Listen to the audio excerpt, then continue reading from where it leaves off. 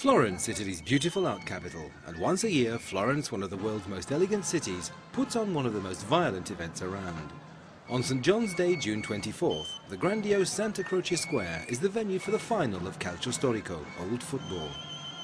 Calcio storico dates from 1530 and is a mix of rugby and soccer, but the rules are nowhere near as strict. On the morning of the final, Simone Scarpellini, the trainer of the Santa Maria Novella Reds, one of the two teams competing for the title, comes to inspect the pitch. Calcio storico fiorentino è una passione identica. Calcio storico is something that burns inside you. It's hard to explain. It's an ancient Florentine game. It's like a drug, you feel it deep down. And once you're hooked, it never leaves you.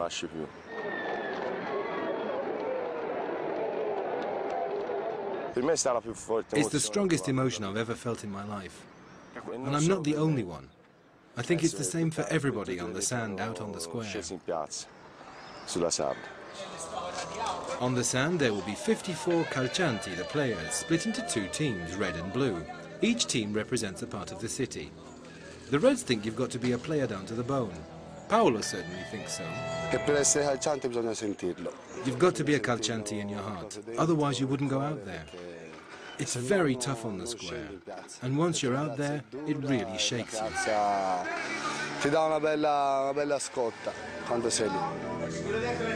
But before they get shaken up, the Reds listen to Simone's final instructions.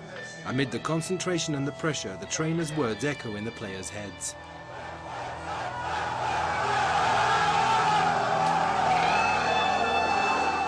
In the changing rooms, they put on their Renaissance pants in memory of the first match in 1530. The players are finally ready to go out onto the pitch. The Santa Maria Novella Reds are facing the Santa Croce Blues before a crowd of 5,000. The teams won their qualifying matches against two other districts of the city.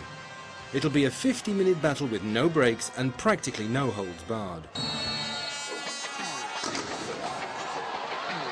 For all 54 athletes, the opening moments are 100% physical, the idea being to weaken your opponents any way you can. There are no substitutes, so if a player is lost to injury, you're one man down.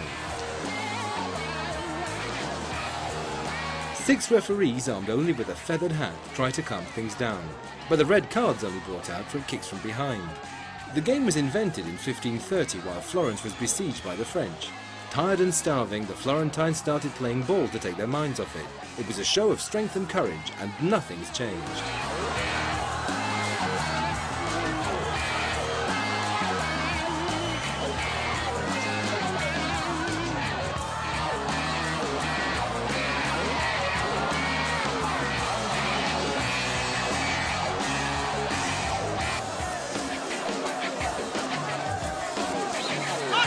That's no way to win.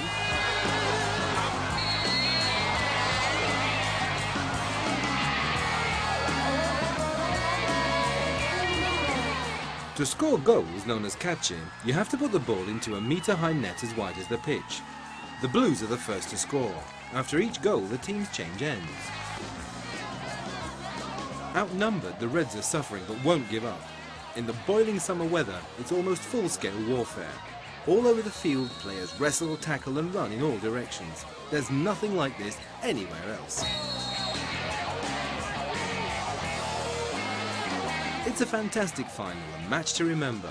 Both sides fight to hold their ground, win the match and impress the entire city. In the past, the game has been played by some famous figures. Several members of the Medici family, and even 3 Florentines who went on to become popes. Clement VII, Leo IX and Urban VIII.